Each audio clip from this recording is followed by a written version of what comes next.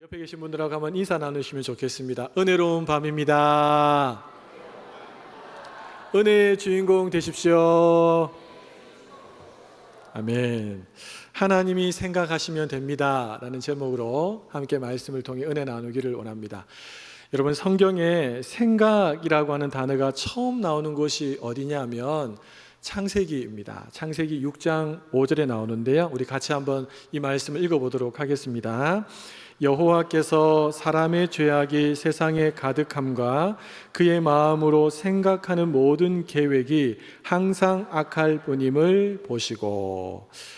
이 구절 아래 나오는 생각은 사람의 생각으로 부정적인 느낌이 아주 강하게 느껴집니다. 여러분, 이 구절의 배경을 잘 아시죠? 노아 시대에 죄악이 넘쳐 흘렀던 그때를 의미합니다. 마음으로 생각하는 모든 계획이 항상 악할 뿐임을, 이란 내용을 통해서 우리는 당시 사람들에게는 0.00001%의 선한 생각, 선한 행동, 선한 계획을 기대할 수 없다는 것을 알 수 있습니다. 그렇기 때문에 하나님께서 홍수 심판을 친히 행하신 것이겠지요. 여러분, 우리가 사는 시대는 어떨까요?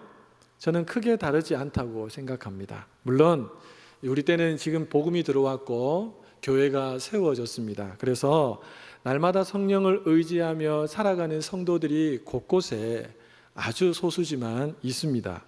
그로 인해서 그의 마음으로 생각하는 모든 계획이 항상 악할 뿐이라 라고 말할 수 없고, 그보다는 그 마음으로 생각하는 대부분의 계획이 대체로 악할 뿐이다 라고 하는 것이 오늘 우리 시대에 접목할 수 있는, 바꾸어 말할 수 있는 부분이라고 생각합니다. 사랑하는 여러분, 하나님은 사람이 마음으로 생각하는 것을 아십니다. 여러분, 저는 여러분들의 마음을 모릅니다. 말하지 않으면 절대로 모릅니다. 그러나 하나님은 말하지 않아도 우리가 마음으로 어떤 생각과 계획을 가지고 있는지 다 아십니다. 그 생각에서 나오는 계획과 행동도 하나님은 하나도 빠짐없이 다 지켜보고 계십니다. 여러분, 우리는 이 사실을 믿어야 합니다. 이 사실을 믿을 때 우리가 진짜 하나님 앞에서의 삶, 코람데오의 삶을 살 수가 있는 것입니다. 그래서 하나님은 내 마음으로 생각하시는 것은 모르실 거야 라고 하는 생각을 버려야 합니다. 그리고 보다 적극적으로 생각이 선한 쪽으로 흘러갈 수 있도록 여러분, 선한 것을 보고 듣는데 여러분 시간을 많이 할애하셔야 합니다. 그렇지 않고 내 마음이 원하는 대로 온갖 잡다한 것들을 눈으로 보고 귀로 듣고 손으로 만지게 되면 그것이 결국 내 마음을 가득히 채워서 악한 행동, 악한 계획으로 나오게 되는 것이고, 그것에 대한 결과는 물 보듯이 뻔하게 되는 것입니다. 여러분, 늘 음란 사이트에 들어가서 음란물을 보는 사람은 음란이라고 하는 생각에 붙들려 삽니다. 실제로 대부분의 성범죄자들이 그 휴대폰과 그들이 쓰는 PC를 들여다보면 음란물로 도배가 되어 있다고 합니다. 그러니까 늘 그것을 보니까 그것에 사로잡히게 되고, 사로잡힌 것으로 끝나는 것이 아니라 악한 계획과 행동으로까지 나오게 되는 것입니다. 늘 잘하는 사람과 나를 비교하면서 나는 안 돼, 앞길이 보이지 않아 라고 하는 부정적인 생각에 사로잡혀 살면 어떻게 될까요? 살 소망이 없습니다.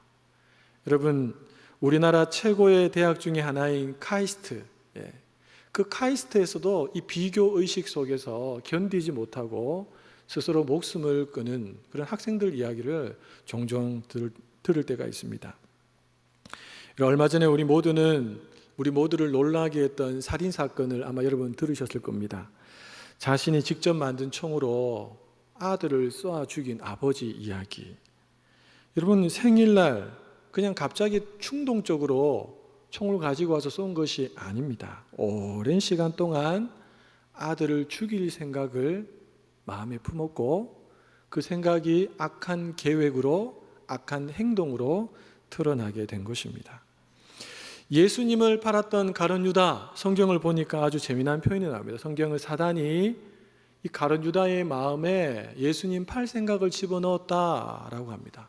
그러니까 여러분, 악한 생각, 이 음란한 생각, 이 모든 것들을 집어넣는 실체가 누구라고요? 악한 마귀라는 것입니다. 근데 문제는 이 가룟 유다가 자신의 스승을 팔려는 그 악한 생각에 계속 머물러 있었다는 것입니다. 여러분, 우리 모두도 악한 생각이 들어올 때가 있습니다. 그렇죠? 근데 빨리 그걸 떨쳐버리느냐, 아니면 그것을 계속 묵상하고 거기에 머물리느냐에 따라서 결과는 완전히 달라지게 되겠지요. 이건 아니지 라고 빨리 떨쳐버렸어야 되는데 그것을 떨쳐버리지 못해서 가룟 유다는 비참한 최후를 맞이하게 됩니다. 우리 마태복음 15장에 있는 말씀을 화면을 보시면서 같이 한번 읽어보도록 하겠습니다.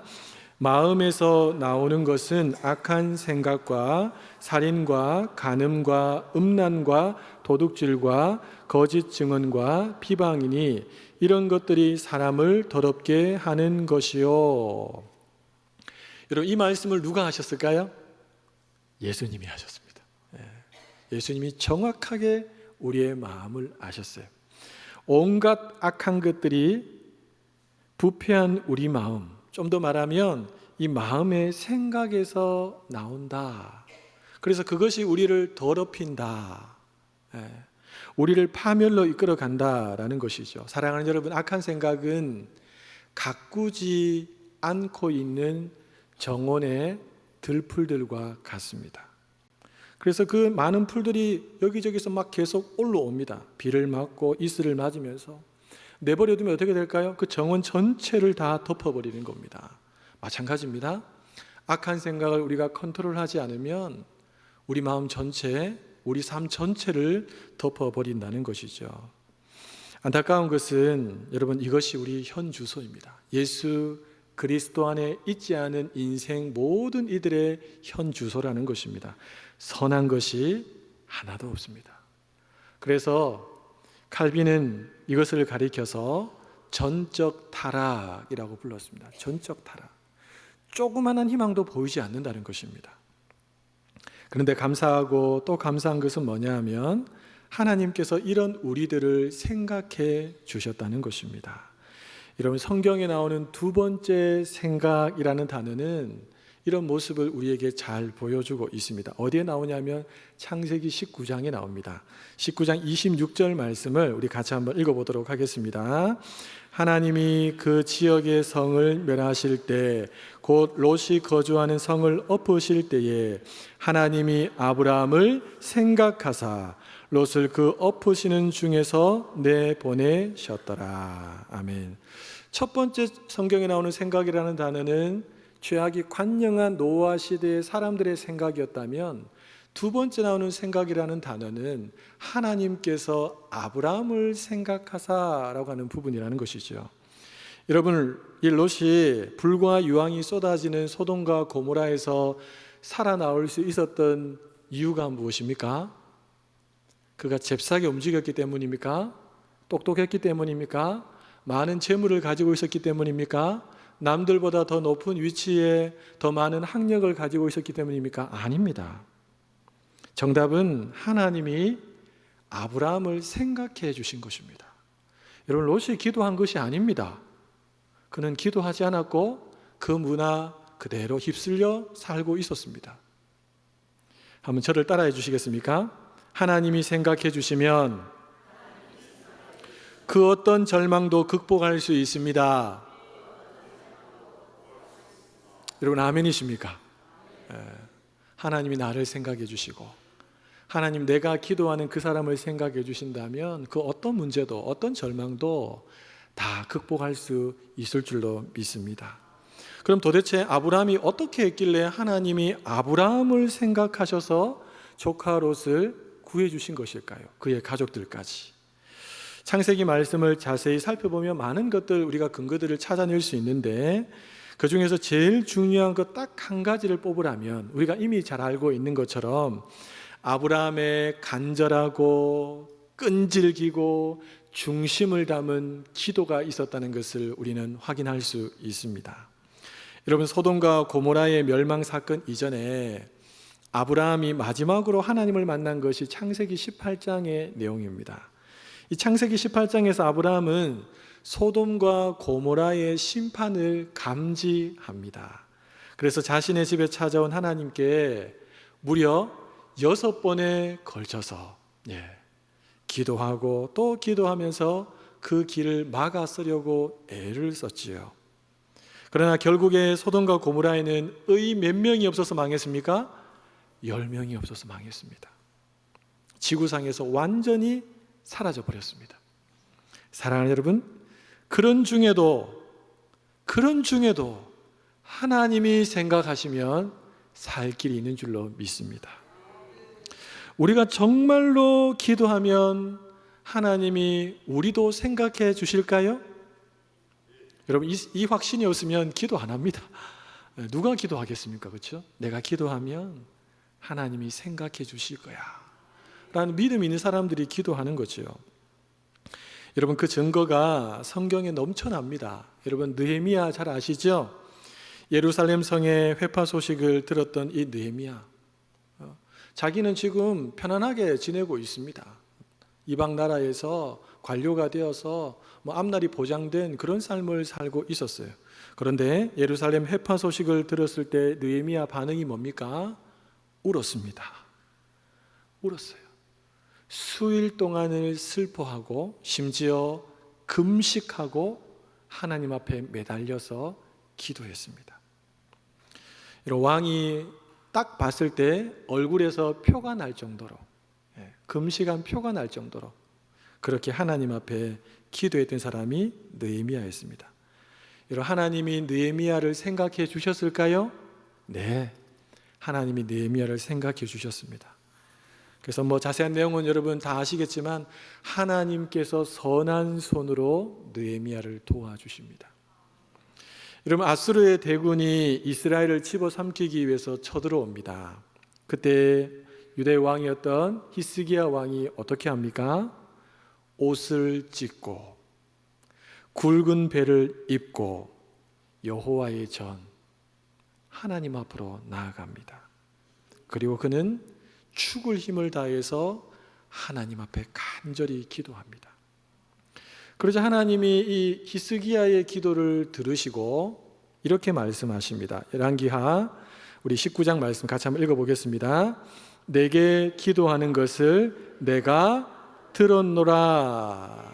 다른 말로 하면 네가 기도한 건 내가 들었고 내가 생각하고 있다라는 하나님의 말씀이죠. 여러분, 하나님이 어떻게 하셨습니까? 여호와의 사자를 아수르 군대에 보내서 전멸시켜 버리십니다. 우리 하나님은 전능하신 하나님이신 줄로 믿습니다. 오늘 본문을 한번 보십시오. 여러분, 하나님께서 생각해 주시는 한 여인이 나옵니다. 누굽니까? 한나입니다. 한나. 여러분, 한나라는 이름을 들으면 어떤 생각이 드십니까? 아기를 갖지 못했고, 아기를 갖지 못했을 뿐만 아니라 같은 집에 사는 이 분인나를 통해서 엄청나게 많은 고난과 고통을 겪었던 여인, 그리고 한나 하면 우리는 처절하게 기도했던 여인으로 많이들 생각합니다. 여러분, 한나가 기도했을 때 그 상황이 편안하고 좋은 상황이었습니까? 힘들고 괴로운 상황이었습니까? 힘들고 괴로운 상황에 한나가 기도합니다.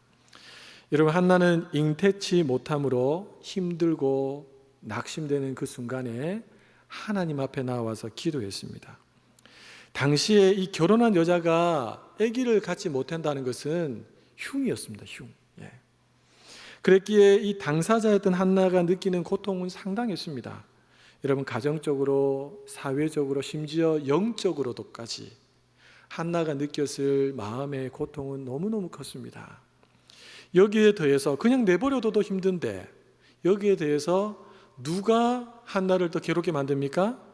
분인나. 분인나가 얼마나 말로 얼마나 행동으로 한나를 고통스럽게 한 줄 모릅니다. 오죽했으면 성경이 이 분인나를 이야기할 때 대적자라고 표현을 합니다. 대적자. 여러분, 10절을 보시면 이렇게 기록하고 있습니다. 한나가 마음이 괴로워서, 한나가 마음이 괴로워서 지금 죽을 맛이라는 겁니다. 예. 여러분, 인생을 살다 보면 한나처럼 마음이 너무너무 괴로울 때가 종종 찾아옵니다. 누군가로부터 모함을 당할 때, 믿었던 사람이 배신할 때, 자녀가 부모의 말을 죽으라고 거역할 때, 애써 이룬 사업을 하루아침에 다 물거품이 되는 그런 상황을 지켜볼 때, 사랑하는 사람이 떠나갈 때 소망이 조금도 보이지 않습니다. 여러분, 목회자로 산다는 것은 큰 영광입니다. 그렇죠? 큰 영광입니다. 동시에 여러 많은 고통과 괴로움을 감수해야 합니다. 다 말로 표현할 수가 없습니다. 하나님의 부르심을 받고 제가 목회자가 된 지가 벌써 26년째입니다. 돌아보니 기쁘고 즐거울 때가 참 많았는데, 또 돌아보니 곳곳에 고통과 아픔과 쓰다림도 참 많이 있었다라는 것을 느꼈습니다. 사역을 하면서 누명도 써봤습니다. 어떤 때는 괴문자의 공격을 지속적으로 받기도 했습니다. 너무 괴로워서 저희가 통신사까지 찾아가서 하다가 이것은 인간적인 방법이겠구나 라고 생각하고 내려놓고 기도하면서 그냥 하나님께 매달렸습니다. 또 어떤 때는 아주 비상식적인 대우를 받기도 했습니다. 그때마다 마음이 무너지고, 이걸 어떻게 내가 감당하지? 그런 마음 속에서 하나님 앞에 나가서 참 많이 울부짖었던 기억이 납니다. 여러분, 겉으로 보기에는 제가 멀쩡하게 보이죠, 그렇죠? 하나님, 제가 도대체 뭘 잘못했습니까? 너무 억울합니다. 너무 억울합니다. 도대체 저렇게 문자 보내는 사람은 누군지 모르겠는데, 다윗처럼 기도하고 싶은 마음도 들었습니다. 하나님, 그 사람이 이빨을 다 뽑아주시고 하는 일마다 다 안 되게 해주시고 자녀들이 망하게, 이런 마음이 올라왔지만 차마 그렇게는 기도 못하겠더라고요. 사역 초창기 때는 너무 힘들어서 하나님, 저 그냥 다 내려놓고 싶습니다. 아무것도 하기 싫습니다 라고 기도한 적도 있습니다. 여러분, 그때마다 하나님께서 제 마음속에 주셨던 감동은, 그래, 너 많이 힘들지? 나도 그랬다. 나도 그랬다. 나도 그랬다. 이런 감동을 제 마음속에 많이 주셨습니다. 그래서 참 많이 울었던 기억납니다. 제가 마지막에 드렸던 기도가, 하나님이 책임지십시오. 그렇게 다시 일어서고 또 넘어지고 또 다시 일어서고 수없이 반복하면서 오늘 이 자리까지 서 있게 된 것입니다. 하나님이 그런 시간을 통해서 저를 다듬으시고 또 다듬으시고 또 빚으시고 또 빚으시고, 여러분, 이 자리에 서 있는 것 자체가 진짜 입술의 고백이 아니고 제 영혼 깊은 곳에서부터 우러나오는 모든 것이 하나님의 은혜입니다. 사랑하는 여러분, 예수님도 괴롭고 힘들 때가 있었습니다. 십자가를 목전에 앞두고 있을 때 얼마나 괴로우셨는지. 여러분, 그때 예수님이 무엇 하셨습니까? 겟세마네 동산에 올라가셨어요. 하나님께 간절히 기도하셨어요. 얼마나 간절히 기도했던지 땀방울이 떨어지는데 핏방울이 될 정도로 못의 혈관이 다 터진 것이죠. 기도하는 중에 예수님은 하나님의 마음을 다시 받게 되고 새 힘을 얻게 되고 다시금 십자가의 길로 나가겠다는 그 분명한 확신을 가지고 자기를 잡으러 오는 사람들을 맞으러 나가셨습니다. 사랑하는 여러분, 예수님, 한나, 느헤미야, 히스기야, 또 저를 찾아왔던 괴롭고 힘든 일, 그런 일들이 여러분들은 그냥 지나칠까요? 그랬으면 좋겠는데 여러분을 봐줄까요? 안 봐줍니다. 아마 이미 여러 차례 저보다 훨씬 더 힘들고 어려운 순간들을 지내오신 분들이 더 많으시리라고 생각합니다. 여러분, 중요한 것은 우리가 그런 순간을 만날 때 성경이 우리에게 교훈하고 있는 것처럼, 우리 믿음의 선배들과 또 예수님께서 친히 본이 되어 주셨던 것처럼 하나님 앞에 나오셔야 합니다. 여러분, 하나님 앞에 나오셔야 됩니다. 그리고 마음을 토하셔야 됩니다. 매달리셔야 합니다. 다른 방법이 없어요. 그때 사람을 찾아다니거나 인간적인 머리를 굴려서 다른 일들을 하게 되면 여러분 더 꼬이고 더 힘들고 더 기간이 더 늘어납니다. 하나님 앞에 나오는 것이 제일 빠른 방법입니다. 왜냐하면 기도할 때 하나님이 생각해 주십니다. 예수님은 땀이 피가 될 만큼 진액을 짜내듯이 처절하게 기도하셨고, 히스기야도 눈물을 쏟아가며 기도했고, 느헤미야도 수일 동안을 슬퍼하고 금식하며 하나님 앞에 기도했습니다. 여러분, 본문에 나오는 한나는 어떻습니까? 통곡하며 기도했습니다. 통곡하며 기도했는데 그것도 성경에 보니까 오랫동안 기도했다. 오랫동안. 야, 얼마나 통곡하며 오랫동안 기도했던지 나중에는 여러분 목소리가 안 나올 정도로. 그러니까 엘리 제사장이 이 한나의 기도를 보면서 어떻게 생각했습니까? 술 취한 여인으로 생각할 정도로. 그 한나가 드린 기도는 서원 기도였습니다. 그 내용이 11절에 나와 있는데요, 우리 11절 말씀을 같이 한번 읽어보겠습니다.